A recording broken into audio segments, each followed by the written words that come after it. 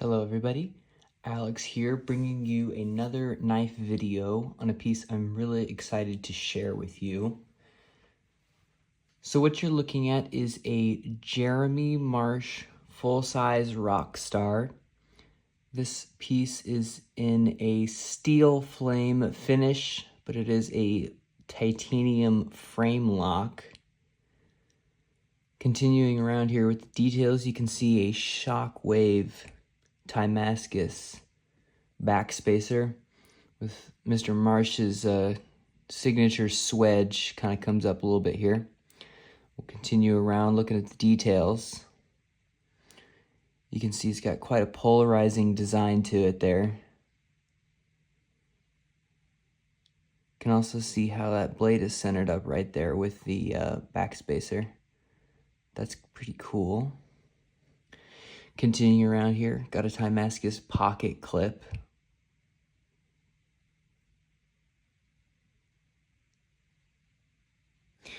I gotta say, Mr. Marsh's pocket clips are probably some of my favorite based on how they are sculpted.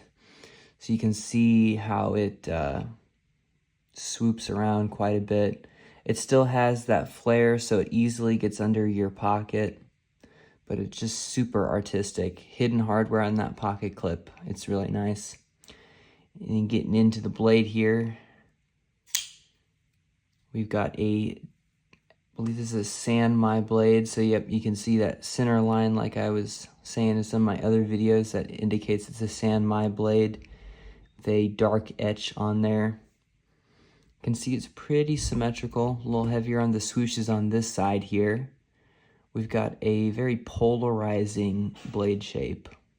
Nice big flats. Front swedge way up here comes into a pretty beefy tip. And I guess one of the most interesting or most polarizing things about this is probably the flipper tab. So this is a really large flipper tab. And I'm going to compare it to some other custom knives here that I have just so you can kind of gauge that a little bit better.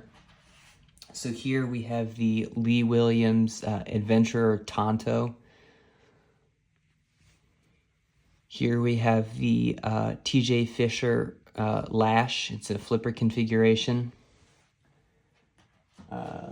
Here we have a Jason Clark Mini Hunter. And yeah, I think from this this picture you can kind of get what I'm after here. This flipper tab is noticeably bigger, but although it looks like a big butter knife, the action you get on this thing is crazy because of how much leverage you get. So I'm gonna try and get this in my audio, although I'm not using like a super great microphone, so you're just gonna have to work with me. But listen for the ping as it opens up. Just do that one more time here. So all that big flipper tab, it just throws that blade open.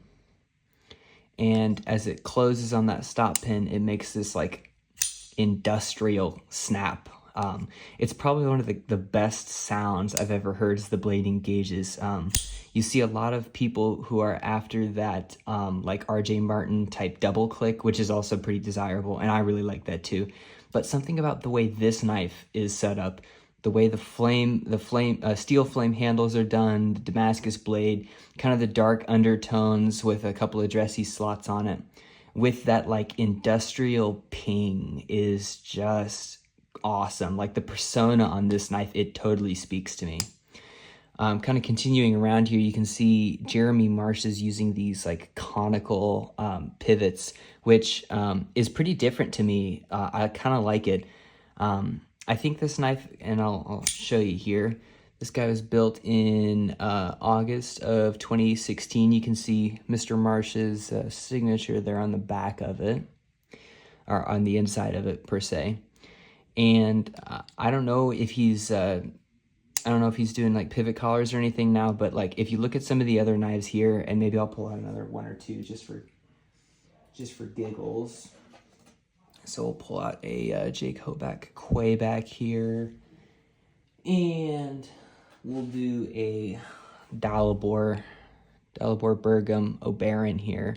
And so like this like circular pivot style is pretty normal. Pivot collars, not super rare, but none of them are like this. None of them are this conical shape. I think you use some kind of spanner wrench on that. Like, I'll pull out one more custom here. I think this is kind of the same thing, like a spanner or spanto or whatever they are, the kind of dual pronged bits. This kind of looks like the same guy you'd use on that. I'm gonna get some of these out of here so we can focus on the Marsh.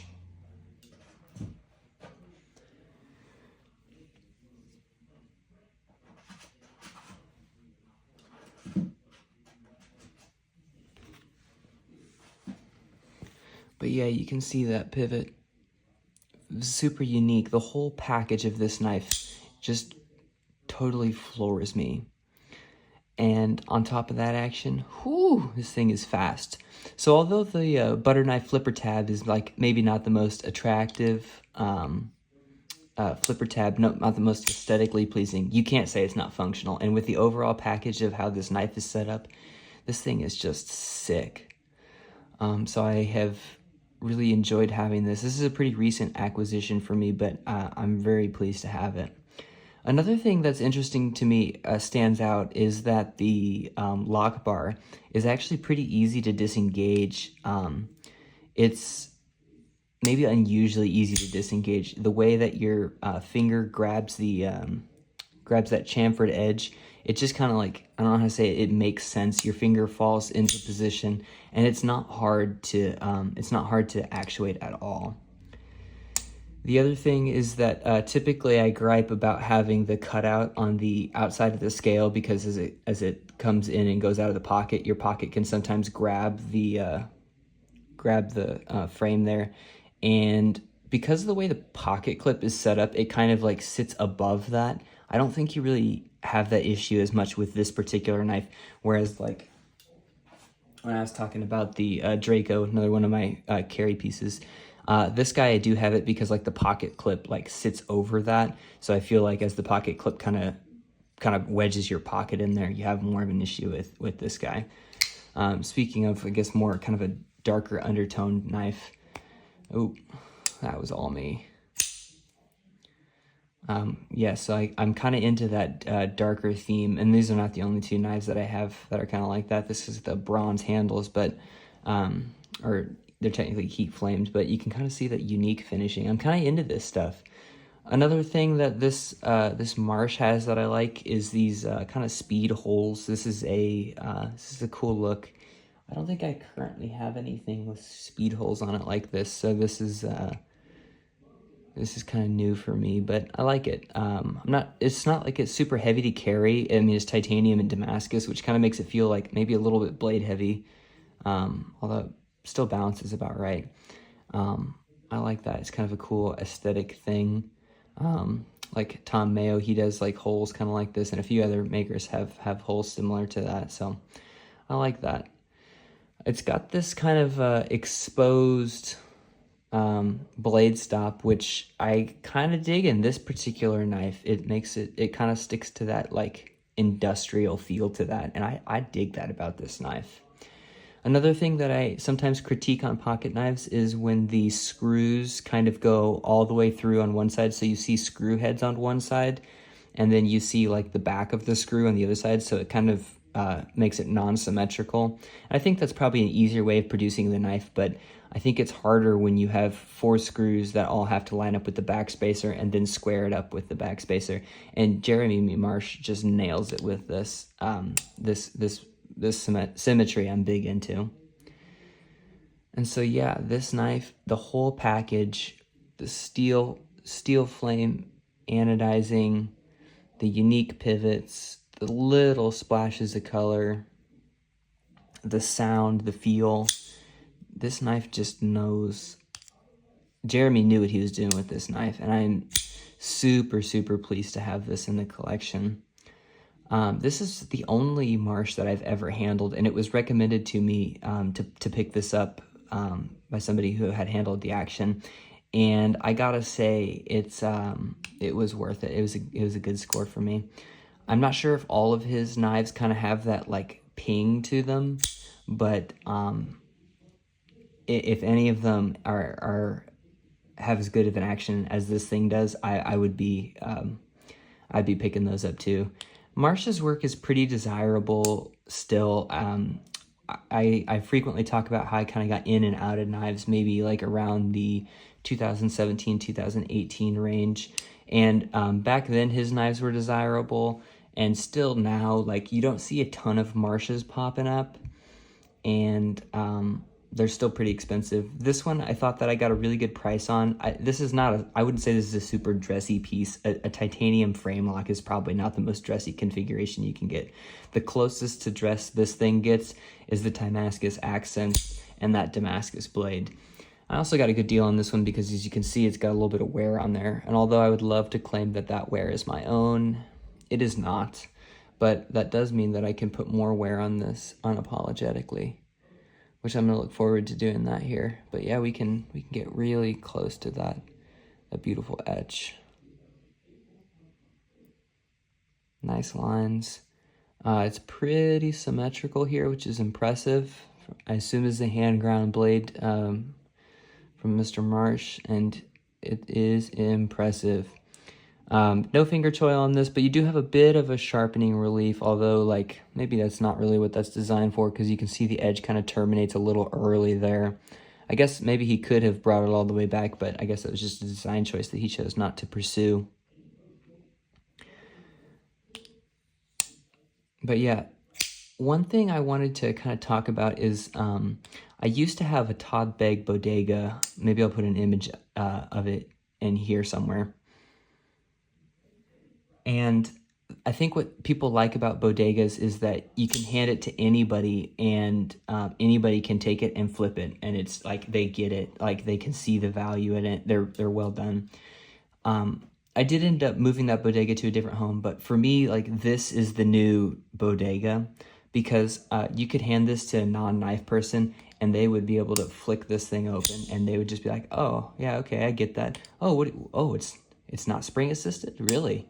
Okay, well, they might not be able to quite justify the price in their head, but like the action and the way that you can just always open this thing, there's no way to misfire it. And I think that that's like what makes flippers desirable for me, is that when the action is so good that there's just no way to mess it up. And this has that for me. This is what it's all about. So although I don't have a bodega anymore, I think that although the flipper tab isn't like the most aesthetically pleasing flipper tab, the action makes up for it tenfold. And it's not like the flipper tab is like totally unbelievable. It like lines up with the choil, the finger choil. When it's closed, it lines up with the kind of the cutout there in the frame. So it's not like it's out of place per se. It's just different in how big it is. But I know it's probably not the most popular flipper tab that people prefer. Continuing on with just kind of general usage, it doesn't have any jimping. It doesn't have any jimping anywhere. I don't think most people are going to be hard using their Jeremy Marshes, but if you're hard using your Jeremy Marsh, you should let me know so I can get a picture of it. But it fits great in the hand. I have like medium large hands, and you could definitely have bigger hands and have no issue getting into this. My fingers kind of fall right into place with the kind of indexing points. This indexing point is not very intense, so although my pinky kind of falls on top of it, it's not like a Frank Fisher Battler or something where it's really a 3-finger knife and your pinky just kind of floats out there on space. This is not uncomfortable, and you get a good grip on this. Reverse grip, I don't see why you would do this. I've pretty much stood by that in all of my videos, and I'm going to stand by that now. You could do it. There's nothing weirdly uncomfortable about it, but no jimping. It's I don't know, maybe it's a little slick because that polished Timascus is not super grippy. I don't remember if I said this, but this is a Shockwave Timascus, which has got to be one of my favorite patterns. I don't know, like the consistency, the colors, it's simple. It's maybe not like the most exotic kind of Timascus, but nonetheless, I like it. And yeah, just gonna keep looking at that detail a little bit. It's cool.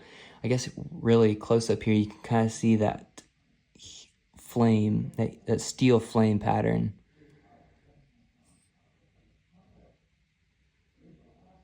Yeah, that's nice.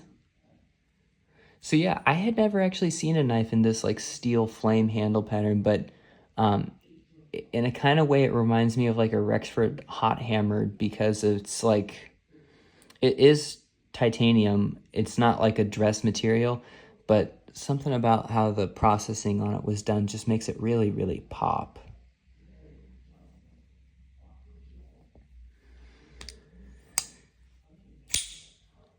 So yeah, I gotta say, this knife is excellent.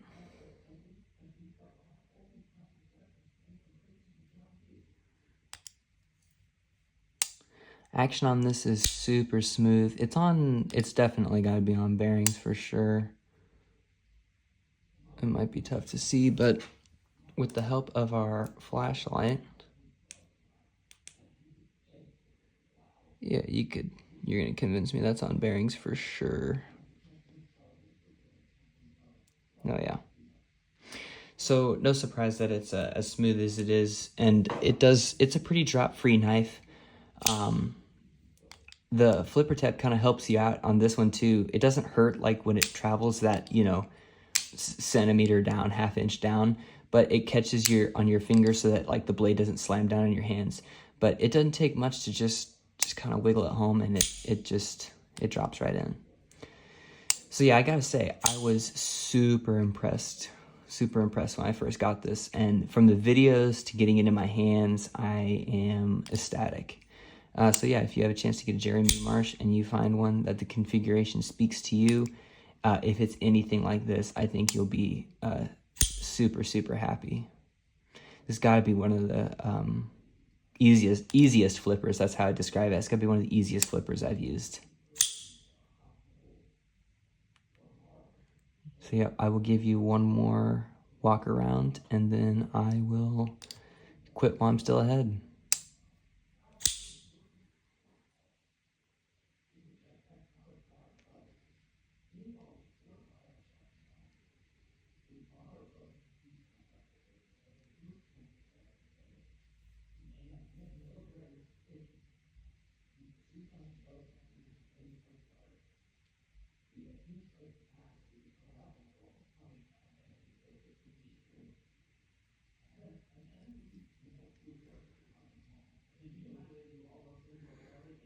The steel flame finishing goes all the way around. It's chamfered really well. But man, that just looks like it's right out of a construction site, and that's just so badass.